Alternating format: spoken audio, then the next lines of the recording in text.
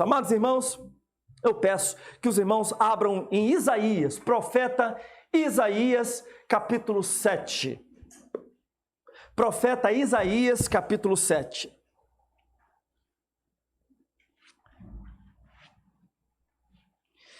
Este é um texto que a gente conhece bastante, pelo que a gente lê no verso 14, que nos diz assim: por isso o Senhor mesmo lhe dará um sinal, a virgem ficará grávida e dará à luz um filho, e o chamará Emanuel, né? A gente conhece o texto de Isaías capítulo 7 muito mais por este versículo, mas hoje eu quero convidar os irmãos, nós vamos ler do verso 1 ao verso 17, porque eu acho que nós não teremos tempo para ir até o final, mas se Deus conceder a graça a gente irá, mas eu pretendo ir pelo menos até o verso 17. Então, capítulo 7, de Isaías, nós vamos ler do verso 1 até o verso 17. O texto nos diz assim: quando Acais, filho de Jotão e neto de Uzias, era rei de Judá, o rei Rezim da Síria e Peca, filho de Remalias, rei de Israel, ou também poderíamos dizer aqui Efraim, tá bom? Efraim aqui também é entendido como Israel. Quando atacaram Jerusalém, mas não puderam vencê-la. Informaram ao rei: a Síria montou acampamento em Efraim. Com isso, o coração de Acais e do seu povo agitou-se, como as árvores das florestas agitam-se com o vento. Então o Senhor disse a Isaías: saia e leve seu filho Sear-Jazube. Vai encontrar-se com Acais no final do aqueduto do açude superior, na estrada que vai para o campo do lavandeiro. Diga a ele: tenha cuidado, acalme-se e não tenha medo, que o seu coração não desanime por causa do furor desses restos de lenha fumegantes. Rezim, a Síria e o filho de Remalias. Porque a Síria, Efraim e o filho de Remalias têm tramado a sua ruína, dizendo: vamos invadir o reino de Judá, vamos rasgá-lo e dividi-lo entre nós, e fazer o filho de Tabeel reinar sobre ele. Assim diz o soberano Senhor. Olha o que o Senhor diz: não será assim. Isso não acontecerá, pois a cabeça da Síria é Damasco, e a cabeça de Damasco é Rezim. Em 65 anos, Efraim ficará muito arruinado para ser um povo. A cabeça de Efraim é Samaria, e a cabeça de Samaria é o filho de Remalias. Se vocês não ficarem firmes na fé, com certeza não resistirão. Disse ainda o Senhor a Acás: disse ainda o Senhor a Acás: peça ao Senhor, o seu Deus, um sinal milagroso, seja das maiores profundezas, seja das alturas mais elevadas. Mas Acás disse: não pedirei, não porei o Senhor à prova. Disse então Isaías: ouçam agora, descendentes de Davi, não basta abusarem da paciência dos homens? Também vão abusar da paciência do meu Deus? Por isso o Senhor mesmo lhes dará um sinal. A virgem ficará grávida e dará à luz um filho, e o chamará Emanuel. Ele comerá coalhada e mel, até a idade em que saiba rejeitar o erro e escolher o que é certo.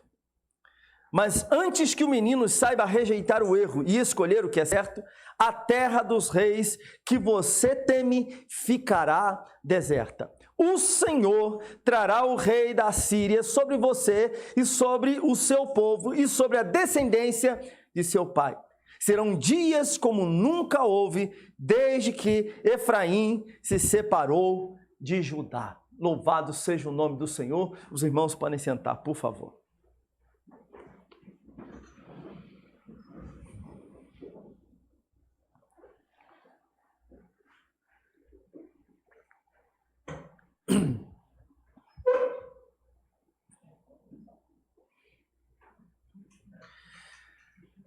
Meus irmãos, geralmente nós não observamos o contexto histórico em que essa promessa foi feita. É a grande verdade. Geralmente, a gente não observa o contexto histórico e não busca saber o que essa promessa quer dizer para o povo de Deus, o que essa promessa quer dizer para nós. Geralmente olhamos apenas para o verso 14, desprezamos todo o restante, olhamos para o verso 14 e falamos, isso aqui é uma promessa do Senhor, Deus usando Isaías para falar da vinda de Cristo Jesus, o Messias. É verdade, mas existem outras coisas aqui que nós não podemos abrir mão. Eu sempre digo aqui aos irmãos, leiam o texto, compreendam o seu contexto, porque se você não fizer, você incorrerá terá um risco enorme de deixar passar muita coisa, muitas lições para a sua vida e também até mesmo cair em heresias profundas.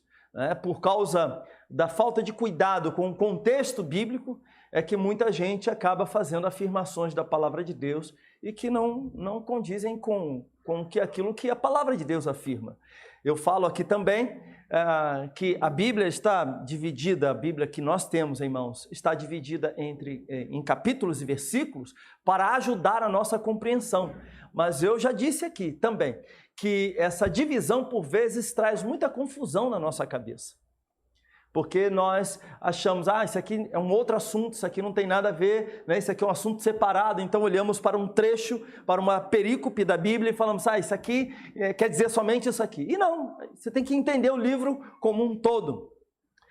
Um dia desses eu vi um vídeo muito interessante, são 2 vídeos, cada um deles acho que tem em torno de 16 a 20 minutos, falando sobre o profeta Isaías. Eu vou pedir minha esposa para que em casa me lembre, para que eu possa compartilhar esses 2 vídeos com os irmãos. Os irmãos terão que ter um pouquinho de paciência, pois, afinal de contas, gastarão em torno de 40 minutos vendo esse vídeo, né? Mas ele é ilustrativo, é bastante interessante estes 2 vídeos que falam sobre o profeta Isaías, a mensagem do profeta Isaías. Por isso, meus irmãos, a primeira coisa que eu preciso fazer aqui é dar para os irmãos algumas informações básicas, algumas informações históricas, para que a gente possa compreender o que está escrito aqui. Acais, rei de Judá, estava envolto, neste momento aqui, em um grande conflito apuro político, um conflito muito grande.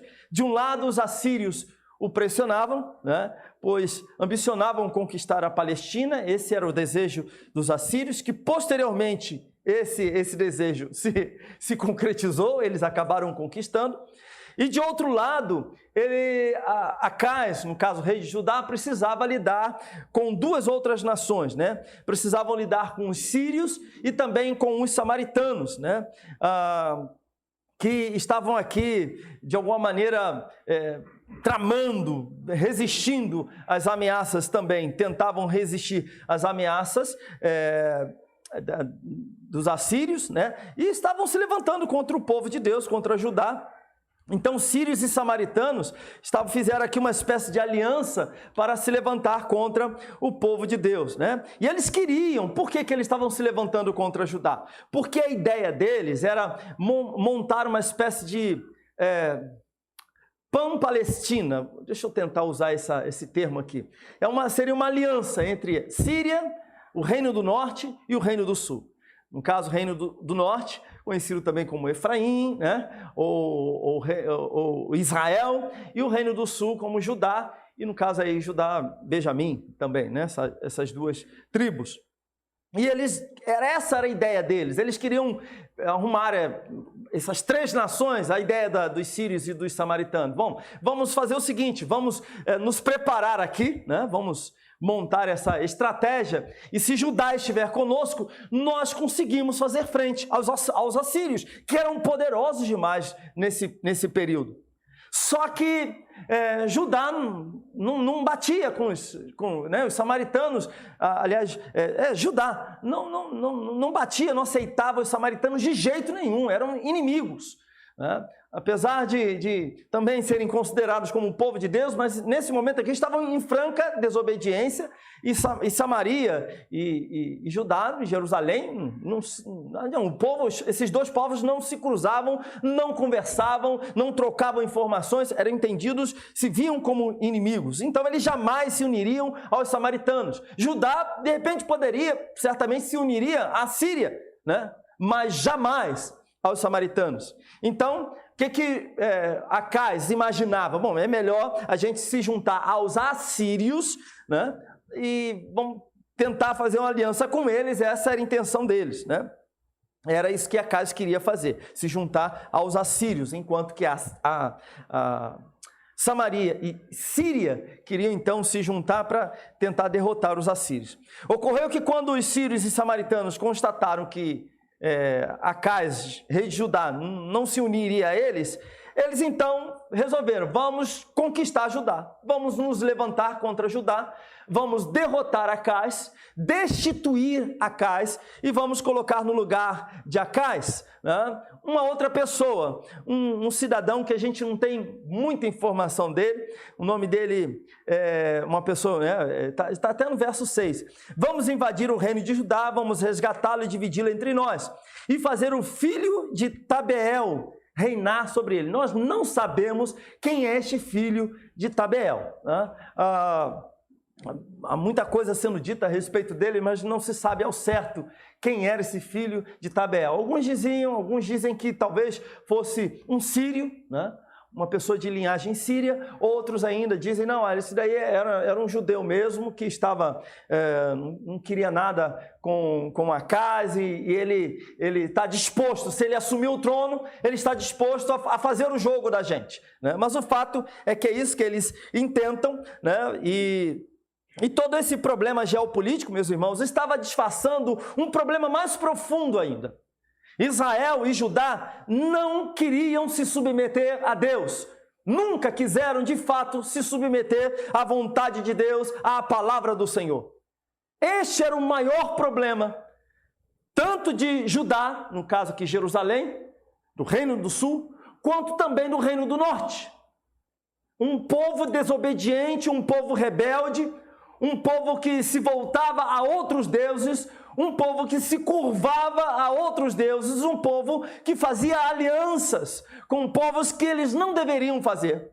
Um povo que vivia na desobediência, não se submetia à palavra de Deus. Por isso, o Reino do Norte havia se separado do Reino do Sul, justamente por causa disso, por causa da sua rebeldia. 2, a Síria ameaçava a paz na Palestina. Essa ameaça era por conta da rebeldia do povo. Deus estava levantando a Síria para julgar o seu povo, para dizer: olha, vocês estão andando em desobediência, portanto virá sobre vocês o cativeiro. E 3, a Síria buscava tirar vantagem nessa história toda, né? Estava usando aqui Israel e estava usando Judá.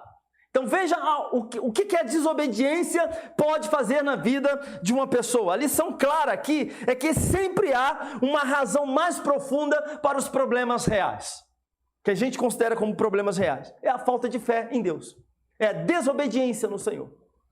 Quando nós não confiamos no Senhor, quando nós não obedecemos a Deus, quando nós ouvimos e sabemos qual é a vontade de Deus e resolvemos seguir o nosso próprio caminho, meus irmãos, sempre colheremos péssimos frutos.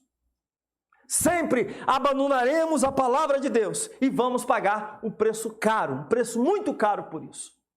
E precisamos estar atentos. É só olhar, por exemplo, se de uma maneira breve aqui, o estado de Acás, esse rei de Judá.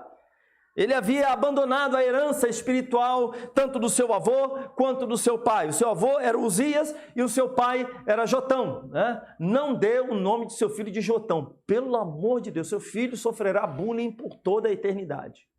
Na eternidade não, mas em todo o seu tempo aqui na terra. Mas o que nós vemos aqui é que Acás, meus irmãos, ele abandona a herança dos seus pais, dos seus antepassados. Uzias tinha sido um homem que tinha feito aquilo que agradava o nome do Senhor. Jotão também tinha seguido os caminhos do Senhor, mas Acás não. E o resultado disso é que ele se vê pressionado por todos os lados. Ele tem pressão da Síria, ele tem pressão do Reino do Norte, no caso Israel, e ele tem pressão da Assíria sobre a sua vida. A segunda coisa é que ele também se vê apavorado. Ele é pressionado e uma outra coisa acontece com ele também. Ele fica apavorado com as notícias que ele recebe. O cerco que acontece, a invasão que acontece, a destruição que acontece, e o povo não é totalmente, Jerusalém não é totalmente destruída ou vencida, mas essas notícias deixam ele apavorado. E é isso que acontece quando nós também nos afastamos do Senhor. Facilmente o nosso coração é arrebatado por essas coisas. Tememos qualquer coisa. Um chefe fala alguma coisa, você já fica, será que ele vai me mandar embora? E quando essa ameaça é real, o medo se torna maior ainda. Ao contrário de quando nós estamos na presença de Deus, em comunhão com o Senhor, algumas coisas nos assustam, nós choramos, nós lamentamos, mas logo a nossa fé grita ao nosso medo: confie no Senhor. Logo nos alegramos na presença de Deus, logo nos consolamos na presença do Senhor, logo a nossa fé grita ao nosso medo: olha, há um Deus Todo-Poderoso, Ele sempre sustentou a sua vida e Ele sempre sustentará a sua vida. Confie nele. Mas a terceira coisa que nós vemos aqui, como fruto dessa desobediência de Acaz, de ele ter abandonado a herança espiritual que havia recebido, os ensinos que ele havia recebido, é que ele fica cego para o que Deus tinha feito com ele até aquele momento. Ele fica cego. Ele também fica agitado, tentando controlar tudo sozinho. Como ele já não se relaciona com Deus, como o relacionamento com Deus está abalado, ele não conta com os feitos de Deus, ele não conta com os milagres do Senhor, ele não conta com a ação do Senhor, mas ele conta com as suas próprias estratégias. E é por isso que ele vai para o aqueduto. E a gente vai falar um pouquinho mais sobre isso mais à frente. Porque ele quer dar o jeito dele, ele quer fazer da maneira dele, ele quer prover livramento, ele quer prover o seu sustento, ele quer controlar a situação. Meus irmãos, eu peço que vocês abram, mantenham a Bíblia aberta, porque nós vamos olhar aqui os textos. Do verso 1 ao verso 9, leiamos novamente. O texto diz: quando Acaz, filho de Jotão e neto de Uzias, era rei de Judá, o rei Rezim da Síria e Peca, filho de Remalias, rei de Israel, atacaram Jerusalém, mas não puderam vencê-la. Informaram ao rei: a Síria montou um acampamento em Efraim, com isso o coração de Acaz e do seu povo agitou-se como as árvores da floresta agitam-se com o vento. Essa imagem é muito interessante. Imagina uma ventania numa floresta, o que acontece? O barulho, as folhas, os galhos sendo agitados de um lado para o outro. Essa é a imagem do coração de Acaz. Então o Senhor disse a Isaías: saia e leve seu filho Sear-Jazube, vai encontrar-se com Acaz no final do aqueduto do açude superior, na estrada que vai para o campo do lavandeiro. Diga a ele: tenha cuidado, acalme-se e não tenha medo, que o seu coração não desanime por causa do furor destes restos de lenha fumegantes, Rezim, a Síria e o filho de Remalias. Porque a Síria, Efraim e o filho de Remalias têm tramado a sua ruína, dizendo: vamos invadir o reino de Judá, vamos resgatá-lo e dividi-lo entre nós, e fazer o filho de Tabeel reinar sobre ele. Assim diz, olha o que está dizendo, o soberano Senhor. Não será assim. Isso não acontecerá. O poder do nosso Deus, soberania dele. Pois a cabeça da Síria é Damasco, e a cabeça de Damasco é Rezim. Em 65 anos Efraim ficará muito arruinado para ser um povo. A cabeça de Efraim é Samaria, e a cabeça de Samaria é o filho de Remalias. Se vocês não ficarem firmes na fé, com certeza não resistirão. Eu li até o verso 9. Aqui, nesta perícope, meus irmãos, Israel é atacado, Jerusalém é atacada pela Síria e o reino do norte. Acais está aqui profundamente abalado com a notícia que ele recebe, com as informações que recebe, não apenas Acais, como também todo o seu povo está abalado. E por meio do profeta Isaías, Deus fala ao coração de Acais e Deus fala também ao seu povo, trazendo uma palavra de consolo, mas também de alerta. Nos versos de 1 a 2, a Síria e Israel atacam Jerusalém, mas não conseguem vencê-la totalmente. Aqui é uma provisão do Senhor.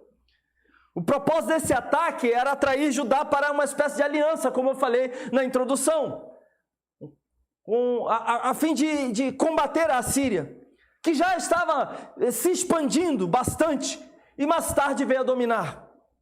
A narrativa mais detalhada dessa guerra, meus irmãos, ela é encontrada até em 2 Reis, capítulo 16. Infelizmente, por causa do nosso tempo, nós não poderemos mergulhar profundamente nisso. E também em 2 Crônicas, capítulo 28. Nesses dois textos, nós temos uma narrativa completa dessa guerra aqui. Acais, rei de Judá, ele é avisado do ataque dessas duas nações e ele é tomado por um pânico. Tanto ele quanto o seu palácio, as pessoas envolvidas no seu reino, os seus súditos, as pessoas mais próximas dele, essas pessoas todos ficam apavorados. Veja o que nos diz, no verso 2. Informaram ao rei, a Síria montou acampamento em Efraim, com isso o coração de Acais e do seu povo agitou-se. Então não é apenas Acais, o povo está agitado, aquelas pessoas que estão em volta de Acais, essas pessoas estão agitadas com toda essa situação. E o que a gente percebe a partir dos versos 3 e 4, quando o Senhor levanta o profeta Isaías, né? Que nós temos aqui que o Senhor chama o profeta Isaías e ordena para ele, olha, e o seu filho Jazube, né? Seá Jazube, que significa remanescente, um remanescente voltará. Essa é a tradução. Eu não sei quantos dos irmãos na Bíblia, no finalzinho, lá no rodapé, tem aí a tradução disso daí. A NVI já vem fazendo isso, outras versões também traz essa tradução para a gente poder entender por que o texto está usando esse nome, né? Por que tem esse nome aí, né? Que significa remanescente voltará, né? O Senhor então chama o profeta Isaías e ordena a ele, olha, você vai lá, fala com Acais, que esse Acais estava ali no aqueduto, olhando o suprimento de água, uma das fraquezas de Jerusalém, né? Ele estava preocupado também naquele momento, olha, eu preciso garantir água para o meu povo, também preciso pensar na hipótese, né? Se esses povos tentarem invadir aqui a cidade, eu vou também dar um jeito de cortar o suprimento de água. E, aliás, essa era uma das principais estratégias que eram utilizadas pelos povos quando estavam em guerra, né? Quando queriam destruir o outro povo, corta o suprimento de água. Era assim que eles faziam. E é isso que acontece. Acais está aqui nesse lugar. Ele estava ali para fazer esses preparativos, né? Para segurar água para o seu povo, né? E a presença de Isaías ali, meus irmãos, do filho de Isaías ali, era um reforço nessa pregação. Isaías leva o seu filho, Deus manda Isaías levar o seu filho, porque Isaías seria uma espécie de pregação, uma segunda pregação, uma pregação ambulante, digamos assim, né? Olha, fiquem tranquilos, eu estou mandando, o filho de Isaías está aí, o nome dele é um remanescente voltará. Eles invadiram Jerusalém, eles guerrearam contra Jerusalém, causaram prejuízos em Jerusalém, muitas pessoas morreram, mas Jerusalém, Judá, não será totalmente destruída.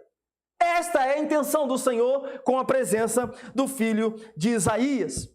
O juízo vai cair sobre a casa de Davi, o juízo cairá sobre o reino de Judá, mas Deus está guardou um restante do povo para si, um remanescente fiel. Esta é a mensagem. Os fiéis ao Senhor seriam protegidos por Deus. Esta é a palavra de Deus para Acais. Deus está dizendo, olha, eu vou manter meu pacto com vocês. A minha aliança será mantida com vocês. Tranquilize o coração, o seu coração. E aí que vem esse versículo, verso 4. Quando Deus diz, tenha cuidado, acalme-se e não tenha medo, que o seu coração não desanime por causa do furor destes restos de lenha fumegantes. Rezim, a Síria e o filho de Remalias. Aqui, meus irmãos, nós encontramos alguns verbos, né? Tenha cuidado, na versão revista atualizada, eu gosto mais da expressão acautela-te, né? É uma expressão um pouquinho mais bonita, fora do nosso uso normal, mas eu acho muito mais bonita. Acautela-te, e ele vai dizer, acalme-se, é um outro verbo, ou aquiete-se na revista atualizada. Não tenha medo, não temas. E o Senhor termina dizendo que o seu coração não desanime. Em momentos difíceis, como nós precisamos desses verbos do Senhor na nossa vida. Não de uma pessoa qualquer. Quando qualquer pessoa fala para você de qualquer forma, olha, não, fique tranquilo, por que você está temendo isso? Isso não tem muito impacto, você até olha com um certo desprezo, você não está no meu lugar para falar um negócio desse? Não é assim que a gente age? É assim. Mas como esses verbos são importantes para nós, quando ditos pelo próprio Deus. Quando Deus diz para nós, tome cuidado, tenha cuidado, acautela-te, acalme-se. Por que você está assim agitado como folhas de uma árvore? Por que você está assim tão agitado como florestas que ficam agitadas pelos ventos? A ideia aqui é que Acais estava andando de um lado para o outro, estava inquieto, não conseguia dormir, estava perturbado, angustiado. Já ficou assim? Quantos aqui? Levanta a mão. Todo mundo. Pode levantar o pé também? Eu levanto mesmo. E a palavra de Deus para Acais, o seu servo é, acalme-se, meu filho. Tranquilize-se, não tenha medo, que o seu coração não desanime. Mas por que Deus está dizendo isso para ele? Deus está dizendo isso para ele porque Acais é forte, porque Acais é poderoso, porque Acais é suficiente, porque Acais por si só vai vencer. Não, Deus está dizendo isso para Acais porque Deus está dizendo para ele, em outras palavras, o seguinte, olha, sou eu quem vou operar, não é você. Em outras palavras, quem é você? Sou eu quem vou fazer. Sou eu quem vou livrar. Eu livrarei os meus servos fiéis. Eu guardarei o remanescente. Vocês não serão destruídos. Acalme-se. Eu sou o Deus de vocês. Acais não deveria se entregar ao pavor. Ele deveria encontrar tranquilidade e ânimo no Senhor. Acais deveria aqui agir como pastor do povo de Deus. Por isso o Senhor levanta o profeta Isaías para ir até Acais. Para dizer para ele, olha, fica tranquilo, meu filho. Porque se o rei perder a cabeça, gente, o povo acabou. Não é assim? Se você é dono de uma empresa, Brasil em crise, pandemia, agora a nova variante Ômicron, H1N1, tem outra aí, influenza, né? Tem essas coisinhas todinhas, e tem outras doenças, tá? Todo mundo fica com problema de coração, pressão alta, diabetes, não tem essas coisas? Isso tudo continua acontecendo, né? As outras enfermidades não pararam, não. Eles só não dão notícia. Aliás, a própria Covid, eles já deram deu uma acalmada. E aí você é dono de uma empresa, o cabeção, ou a cabeçuda, manda geral, tem 30 funcionários. Em belo dia, o povo chega lá na empresa e encontra você andando de um lado para o outro no escritório, apavorado. O que foi? A pandemia, tem um problema, não sei o quê. Tem que pagar a conta, não tem dinheiro. O que vai acontecer com os funcionários, gente? Eu vou ser demitido. Não vai dar certo isso, não.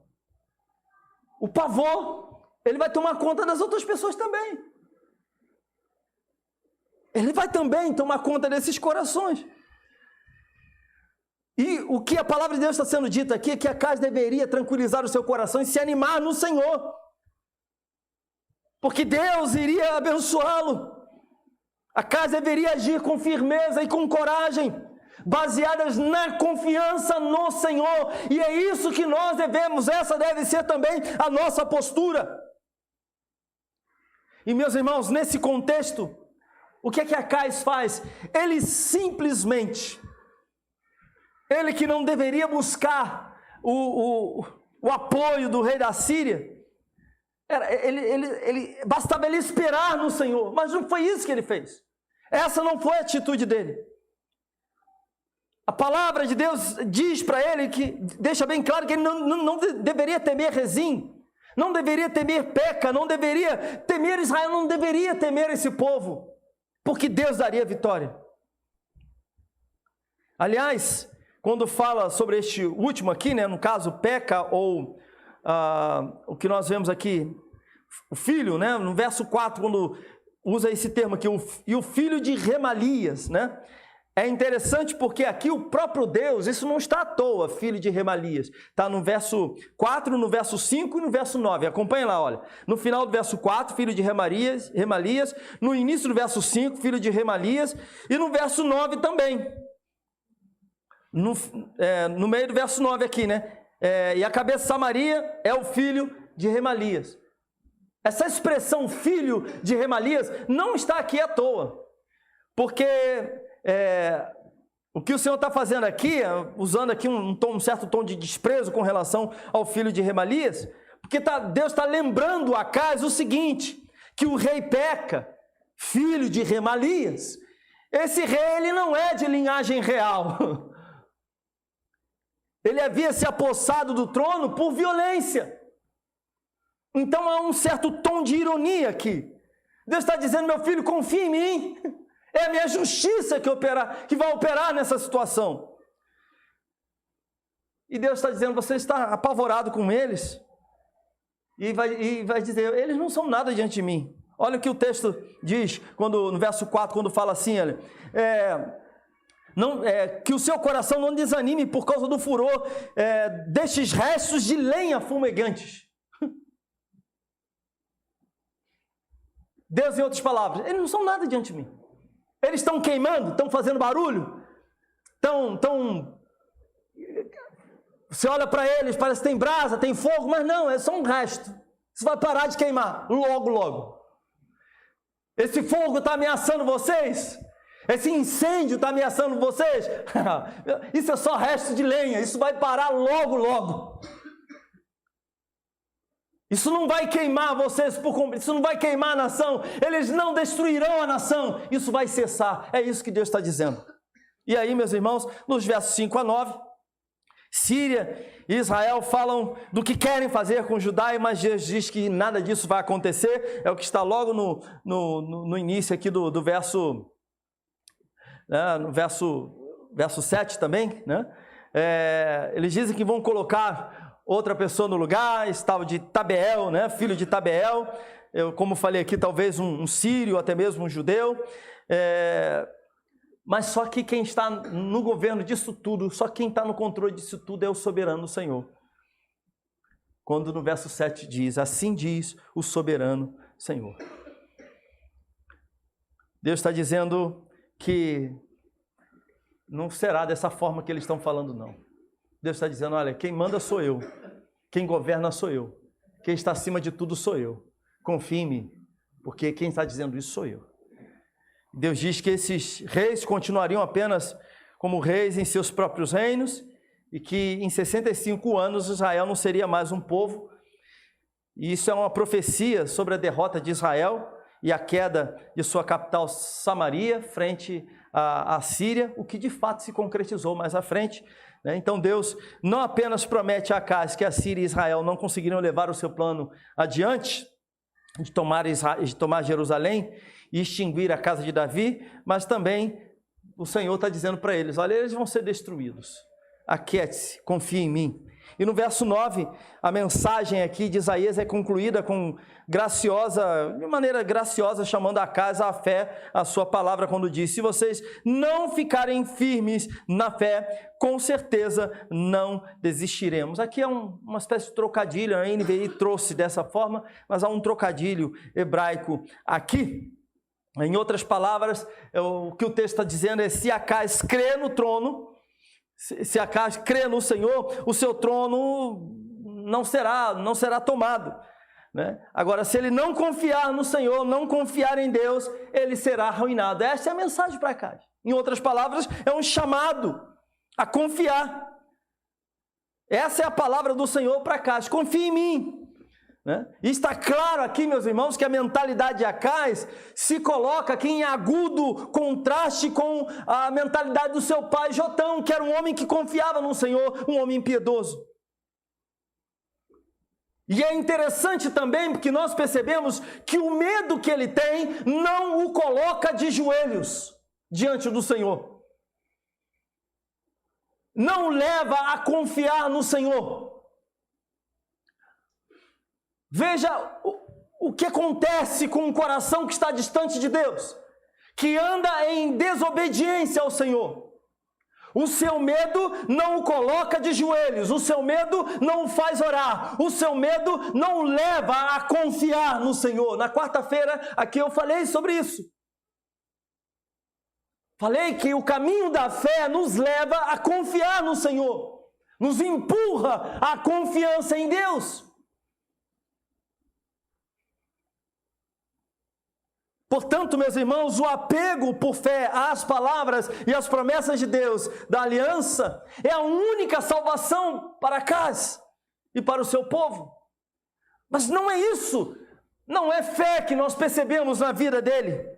E aí chegamos nos versos 10 a 12, quando o texto nos diz: disse ainda o Senhor a Acais: peça ao Senhor, o seu Deus, um sinal milagroso, seja das maiores profundezas, seja das alturas mais elevadas. Mas Acais disse: não pedirei, não porei o Senhor à prova. Isso parece ser muito bonitinho e piedoso, parece ou não parece?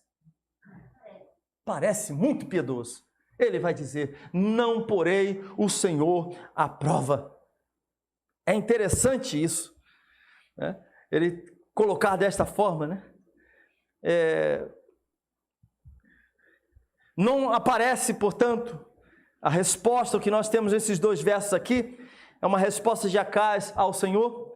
Não aparece nos lábios de Acais nenhuma resposta para atender esse apelo da fé que o Senhor faz a Acais, para ele não temer, para ele não se preocupar, para ele confiar no Senhor, porque é o Senhor quem vai protegê-lo, é o Senhor quem vai guardá-lo, e que essas nações que estão tentando destruí-los, essas nações não prosperarão. O Senhor os chama, apela a Acais, para que Acais confie nele, tenha fé nele, mas não aparece nos lábios de Acais nenhuma resposta que ele está atendendo a esse apelo à fé, e por isso Deus o incita a pedir um sinal. Deus, em outras palavras, está dizendo: olha, Acais, você não está confiando, você está reticente. Pede um sinal para mim, que eu vou dar um sinal para você. O que você quer que eu mostre para você? Em outras palavras, que eu vou mostrar, eu vou fazer para que você confie que sou eu quem vou guardar vocês.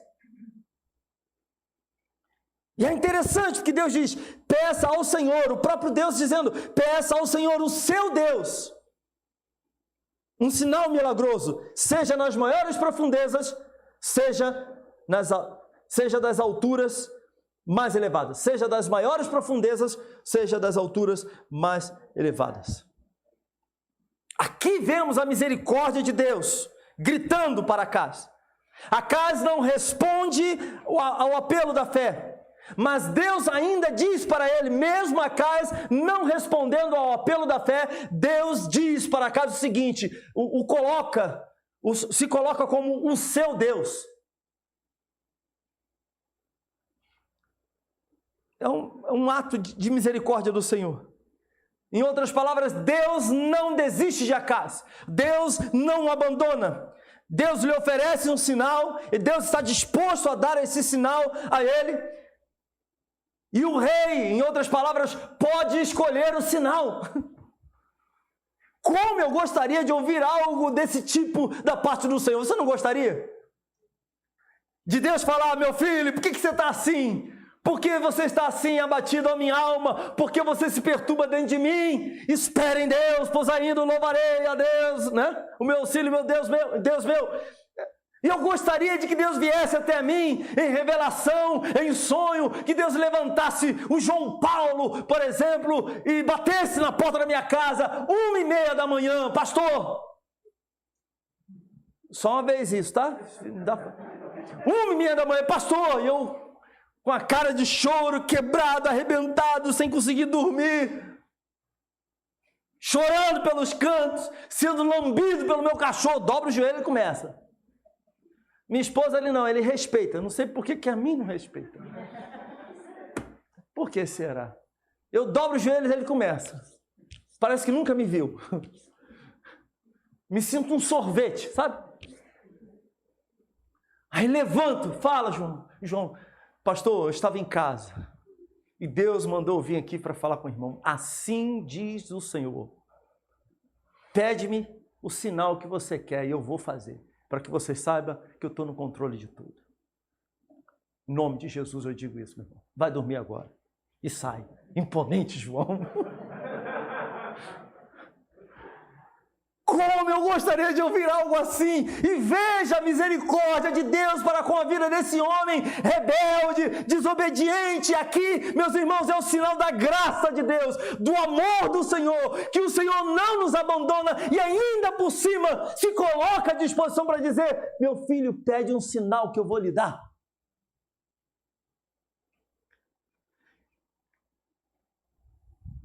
Ele poderia pedir, por exemplo, olha, um eclipse.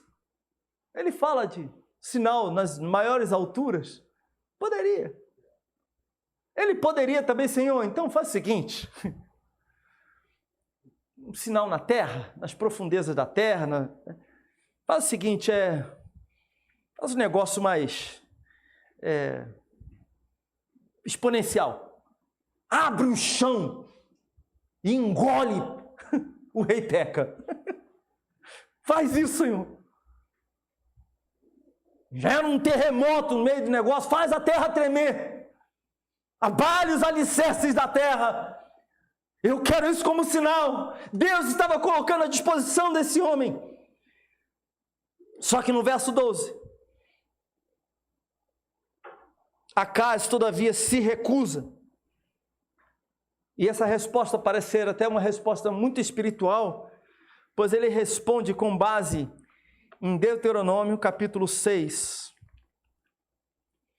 verso 16.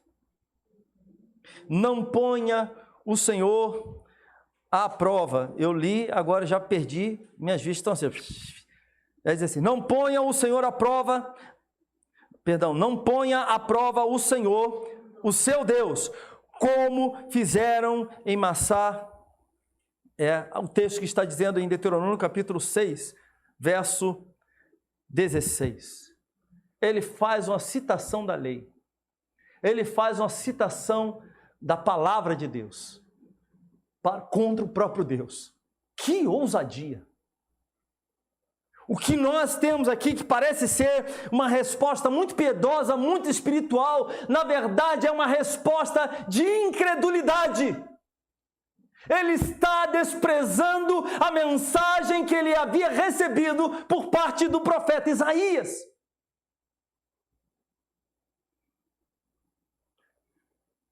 O que a lei dizia não se aplicava a essa situação aqui. E pelo que lemos em 2 Crônicas, capítulo 28, 2 Reis, capítulo 16, a razão da recusa de Acais em pedir um sinal é outra. Nesses dois textos ficam muito claros, está muito claro que ele havia se decidido pedir ajuda a Tiglat-Pileser, rei da Síria. Essa é a razão de ele recusar o sinal de Deus, o milagre de Deus. Essa é a razão. Não há piedade aqui. Ele usa a lei, mas não há piedade aqui. Ele usa a palavra, mas não há piedade aqui. Pior ainda, o que ele está dizendo aqui, que ao invés de confiar no Senhor, ele confia numa nação inimiga.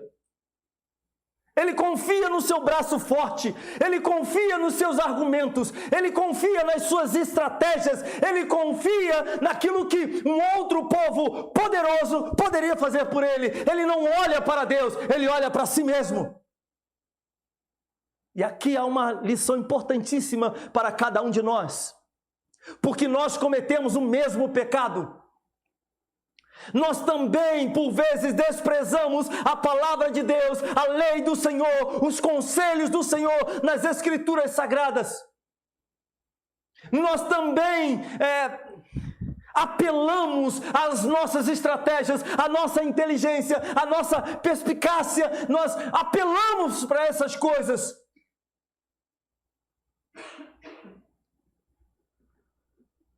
Por vezes confiamos muito mais na promessa de um político, de um presidente da república, seja ele qual for, tá? Todos eles. Para não achar aqui que eu estou falando contra o Bolsonaro. Todos eles. Nós confiamos nas mãos desses homens. Encontramos às vezes mais facilidade em confiar naquilo que esses homens podem fazer, naquilo que essas pessoas podem fazer por nós, do que confiar no Senhor, que é a mão de Deus quem nos sustenta. Então a resposta de Acasias não é uma resposta piedosa. Pelo contrário, ele prefere confiar em si mesmo que confiar em Deus. Que não seja assim na sua vida. Confie na palavra de Deus, confie na graça do Senhor, no amor do Senhor, na misericórdia do Senhor. Ele recusa-se a pedir um sinal, porque ele não queria um sinal que o obrigasse a crer. Ele não queria se enveredar pelo caminho da fé, e é muito difícil isso, meus irmãos. É mais fácil tentarmos os nossos caminhos meramente humanos. Nós queremos tocar, queremos ver, queremos apalpar, não é isso? Mas a Bíblia diz que nós não andamos pelo que vemos, mas sim pelo que cremos, não é assim? Essa é a nossa vida. Eu vivo pelo que eu creio. A fé é isso. Deus disse, está dito. Eu confio.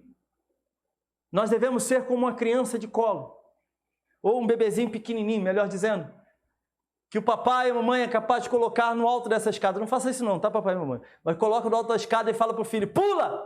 Aí a criança se joga assim. Totalmente. Aí o filho cresce um pouquinho, começa a ganhar juízo. O pai, vai filho, pula. Não pulo não. Começa, papai não vai segurar não. Mas quando pequenininho, se joga. Porque confia.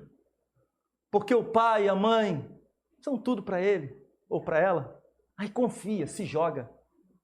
Mas quando o homem não tem Deus como seu tudo, ele resiste à voz do Senhor. Ele resiste à palavra de Deus, àquilo que Deus fala ao seu coração. Ele cisma, envereda pelo seu próprio caminho. Ele resolve fazer as coisas do seu jeito. Acasias, que é arrogante, é descrente, afastado de Deus, ele prefere confiar em si mesmo. E por isso que o profeta Isaías, no verso 13, está dizendo assim, olha, ouçam agora, descendentes de Davi, não basta abusarem da paciência dos homens? Também vão abusar da paciência do meu Deus? Quando fala dos homens, está se referindo a Isaías e os fiéis de Judá. Vocês estão abusando. Vocês que são descrentes estão abusando da paciência dos homens, mas também estão abusando da paciência de Deus, do próprio Deus. E aí, meus irmãos, os versos 13 a 17 é a última parte e depois eu quero fazer algumas aplicações para terminarmos. O texto nos diz, disse então Isaías, dando continuidade, né? ler a partir do verso 14. Por isso o Senhor mesmo lhes dará um sinal. A virgem ficará grávida e dará à luz um filho, o chamará Emanuel. Ele comerá coalhada e mel. Ou tem uma outra versão que traz manteiga, né? Mas era justamente a ideia aqui é de coalhada mesmo, né? Algo que naquela região era um alimento preciosíssimo. Ele comerá coalhada e mel até a idade em que saiba rejeitar o erro e escolher o que é certo. A ideia aqui é de mais ou menos entre 2 e 3 anos de idade. Essa é a ideia do texto. A terra dos reis que você teme ficará deserta. O Senhor trará o rei da Síria sobre você e sobre o seu povo e sobre a descendência do seu pai. Serão dias como nunca houve desde que Efraim se separou de Judá. Então aqui nós temos uma resposta arrogante de Acaz, né? Acaz se levantando aqui contra o Senhor. E esta é uma profecia importante, porque aqui nós temos uma profecia que aponta para a vinda de Cristo em carne, de acordo com Mateus capítulo 1, verso 23. E ela é entendida aqui genericamente como se referindo exclusivamente, diretamente ao nascimento do Messias. De fato, ela se refere ao nascimento, aponta para o nascimento do Messias.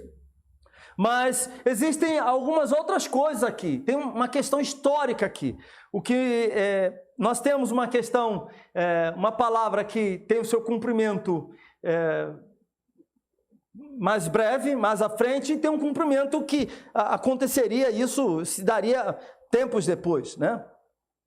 Alguns fazem objeções aqui, existem objeções aqui neste verso, né, quando fala sobre apenas essa questão do próprio Senhor Jesus, porque tem umas questões aqui, né? Essa criança que deveria nascer, né? Ela nasceria e ela serviria ali, o nascimento dela aconteceria antes da iminente destruição da Síria e de Efraim. Alguns sugerem que essa criança aqui seria uma referência aqui de Ezequias, né, filho de Acaz, mas alguns detalhes não combinam com essa figura. Outros sugerem que essa criança aqui seria uma referência ao filho de Isaías, né, sobre o qual temos aqui o texto no capítulo 8. O nome dele é bastante interessante, né? Maher Shalal Hasbaas, né? Que significa rápido para saquear, veloz para despojar, né? E boa parte dos comentaristas acredita que é justamente sobre essa figura que o texto esteja falando. Mas, de qualquer maneira, meus irmãos, a ideia aqui é de que uma jovem, naqueles tempos, nos tempos de Acaz, uma jovem remanescente fiel, que pertencesse a esse remanescente fiel, alguém que andasse segundo a vontade de Deus, essa jovem ficaria grávida. E ela, com o coração cheio de fé, chamaria o seu filho de Emanuel, cujo significado é Deus conosco. Isso seria um tapa na cara de Acaz. Isso aqui seria era uma mensagem muito pesada para Acaz, dizendo: olha, uma jovem nascerá, haverá uma jovem no meio do povo, do remanescente do Senhor. Essa jovem vai dar à luz um filho. E o nome desse filho se chamará Emanuel, que significa, no caso aqui, Deus conosco. Ou seja, essa jovem teria a fé que era requerida de Acaz. Ela confiaria, ela teria um coração rendido, coisa que era exigida de Acaz, mas que Acaz não estava andando de acordo com aquilo que o Senhor tinha para ele. Por isso, nos versos, aí nós temos nos versos 15 e 16, ele comerá coalhada e mel, até a idade em que saiba rejeitar o erro e escolher o que é certo. Mas antes que o menino saiba rejeitar o erro e escolher o que é certo, a terra dos reis que você teme ficará deserta. É possível que essa coalhada e mel aqui seja uma espécie de símbolo do fato de que Deus está com o seu povo, sustentando o seu povo com abundância. Esses termos também falam de bênção, né? A bênção que o Senhor enviará nesse período aqui. E muitas vezes Deus falou ao seu povo, né, usando alimentos como uma palavra de incentivo, né? Quando se refere, por exemplo, à terra de Canaã, o que Deus vai falar? A terra que mana leite e mel. Né? Está falando aqui de sustento, de bênção, que a mão de Deus estaria ali protegendo, sustentando, alimentando esse povo, né? Está falando aqui que Deus daria para esse povo aquilo que é básico, aquilo que é fundamental para esse povo. Isso quer dizer que esse menino seria um remanescente fiel e que o Senhor o protegeria. Deus diz a Acais que antes que esse menino tivesse idade para discernir, escolher entre o certo e o errado, Deus está dizendo para eles, olha, antes que esse menino cresça o suficiente, entenda isso, Acais, a terra desses dois reis, esses reis que você tanto teme, Acais, essa terra será desamparada, vai ficar destruída. E foi o que aconteceu, porque a Síria derrotou Israel e Síria. Acais não confiou. Meu celular está aqui. Falar com você é tão agradável que eu nem considero isso um trabalho. Eu falei alguma palavra aqui. Eu deixei aberto por causa da Adriana pedido. Muito obrigado. Me sinto tão... Siri, né? O nome, né? Um negócio assim, né? Me sinto tão tocado por isso. No outro dia foi numa reunião, foi na casa do João. Foi na casa de alguém. Eu estava conversando. E aí eu, batendo um papo e tal, aí o telefone fala, com o Jorge, eu acho. Jorge Luiz. E o telefone falando, não, olha, falou alguma coisa assim. Agora, falar comigo é algo tão agradável. Vocês acham isso também, gente? Não, né? Nem tanto. Jesus. O que Deus está dizendo aqui é que esse menino, voltando aqui ao nosso assunto, seria um sinal de que Deus está com o seu povo. O que Deus está dizendo é que esse menino seria um sinal de que o Senhor se mantinha fiel às promessas pactuais, às promessas da aliança. Que Deus tinha feito uma aliança com eles. Havia um pacto com o seu povo. E Deus está dizendo, olha, eu estou mandando esse sinal aqui para vocês. Vai nascer uma criança. A mãe dele é uma remanescente aí dessas pessoas fiéis. E essa criança é um sinal disso que eu estou falando. Eu vou derrotar esse povo. Esse é o sinal que eu estou dando para vocês. O que isso tudo tem a ver com a gente? Primeiro, assim como Acais, nós também somos atacados e nos vemos ameaçados pelas circunstâncias da vida. Assim como Acais, nós também, por vezes, deixamos de lado a palavra de Deus, a lei do Senhor e tentamos fazer as coisas do nosso próprio jeito.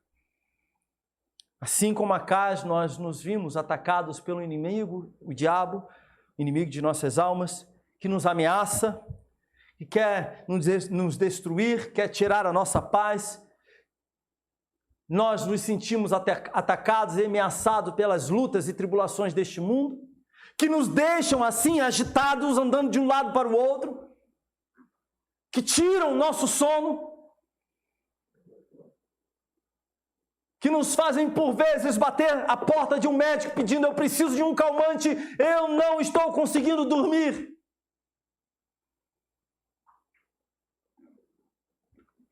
Assim como Acais, nós também ficamos na mesma situação muitas vezes, inquietos, apavorados com aquilo que nós vemos. Tribulações nesta vida, pandemia, enfermidades, crises, problemas financeiros, crises na família, tudo isso pode nos deixar profundamente apavorados, profundamente abalados, sobretudo se nós não estivermos caminhando segundo a vontade de Deus. Se você tiver comunhão profunda com o Senhor, alimentar o seu coração com a sua palavra, obedecer aquilo que Deus fala ao seu coração através da sua palavra, porque o coração do homem é enganoso. Eu não posso confiar no meu próprio coração.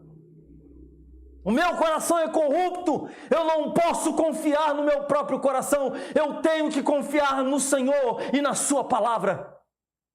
Mas quando nós confiamos naquilo que Deus fala conosco, Por mais que experimentemos angústias, tribulações e tristeza, logo, logo, a fé gritará ao nosso medo: confie no Senhor, e nós confiaremos. Encontraremos nele repouso, descanso. E o Senhor, então, aqui, meus irmãos, deixa para nós que nós devemos agir com fé e pela fé. Assim nós devemos viver pela fé, confiantes naquilo que Deus fará, naquilo que Deus já tem feito nas nossas vidas. Nós não podemos nos distanciar de Deus. Nós devemos confiar no Senhor, confiar no seu amor e confiar na sua salvação. Ele já tem operado grandes coisas entre nós. E nós estamos, por ocasião do Natal, daqui a alguns dias, sexta para sábado, estaremos celebrando o Natal.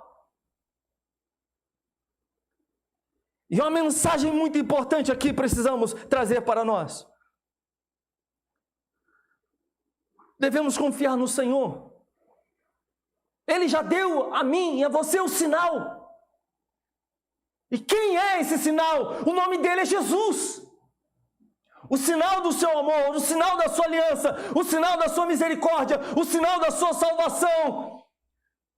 O sinal é Jesus. Jesus veio ao mundo. A profecia se cumpriu. Cristo veio ao mundo, ele nasceu, ele cresceu. Ele foi entregue na cruz, ele se entregou na cruz do Calvário, ele morreu por nós, ele comprou preciosa salvação para nós. E o que é que nós temos que fazer então? Eu preciso confiar, você precisa confiar. Meus irmãos, esse Deus que nos salvou, por acaso, não guardará a nossa alma? Que milagre pode ser maior do que a minha salvação, do que a sua salvação? O que pode ser maior do que isso? Que bênção material pode ser maior do que isso? E mais ainda, há uma promessa muito superior a isso. Nós temos a presença de Cristo, nós temos o sinal do amor do Pai. Deus enviou o seu Filho amado, porque Ele nos amou tanto, nos amou de tal maneira, é por causa disso. Esse é o sinal do amor do Senhor. Ele enviou o seu Filho. E Ele enviou o seu Filho não para que tenhamos apenas uma vida aqui neste mundo, mas para que possamos desfrutar com Ele a vida eterna. Tudo que você pode conquistar aqui e agora é passageiro. Tudo que nós temos aqui neste mundo, diante da glória eterna, não representa absolutamente nada. Pense no homem mais rico do mundo. Pense na mulher mais bem-sucedida na sua carreira. Pense em alguém que desfrute de riquezas e prazeres neste mundo sem limite algum. Pense nisso. Todas essas pessoas passarão, toda a sua riqueza passará. Isso tudo perde o sentido. O Criador deste equipamento aqui e do celular que aqui estava, que disse para mim que é um prazer conversar comigo. Esse homem bilionário, sua vida foi levada assim. Se alguém perguntasse para ele se ele trocaria tudo que ele tinha pela eternidade, uma vida eterna, certamente ele diria: lógico, minha vida está passando. E essa é a promessa maior. Cristo voltará. E o sinal de Deus já foi enviado. Cristo veio ao mundo em carne e se entregou na cruz. E Ele disse que voltará. E Ele voltará para nos dar aquilo que aos nossos olhos é impossível, para nos levar para a sua glória celestial.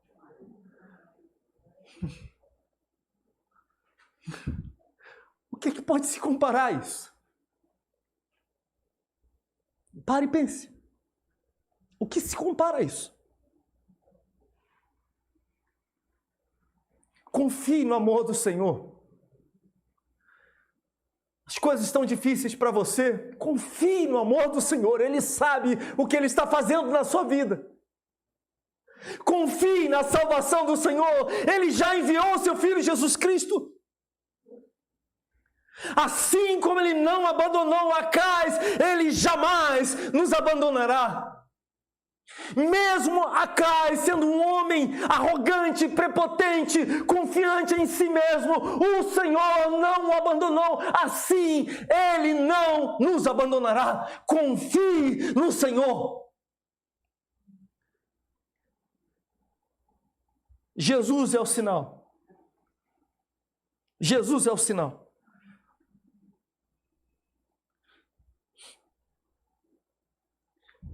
A virgem ficará grávida e dará à luz um filho, e o chamará Emanuel. A virgem ficou grávida e deu à luz um filho. O nome dele é Jesus. E é esse Cristo que nós devemos depositar toda a nossa confiança. Confie no Senhor. Confie no Senhor. Confie na sua graça, no seu amor. Confie que é Ele quem peleja pelas suas batalhas. Confie que as tribulações que você enfrenta no trabalho, na sua casa, junto aos seus familiares, confie que os problemas que visitam a sua vida hoje, confie que o Senhor, Ele guarda você. É o Senhor quem protege você. E Ele já deu o sinal do seu amor. Enviou Jesus Cristo para morrer no seu lugar. Em nome de Jesus.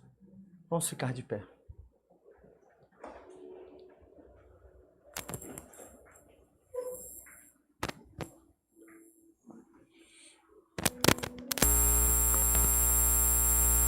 Esse caminho, o caminho da incredulidade, largue de mão e ouça a voz de Deus através da sua palavra, porque a palavra de Deus é viva e eficaz. Ela é lâmpada para os nossos pés e luz para os nossos caminhos. É a palavra de Deus que nos aponta à eternidade. E a palavra de Deus, confie naquilo que o Senhor já tem falado com você através da sua palavra. E aceite o sinal que o Senhor já lhe deu. Ele enviou o seu Filho Jesus Cristo. Ele salvou você. Você é um remanescente fiel. Você é um remanescente fiel. Deus não terminou com você. Ainda tem um caminho a ser feito. Confie no Senhor. Ele sabe o que Ele está fazendo na sua vida. Em o nome de Cristo Jesus. Aleluia, aleluia. Levante as suas mãos ao Senhor.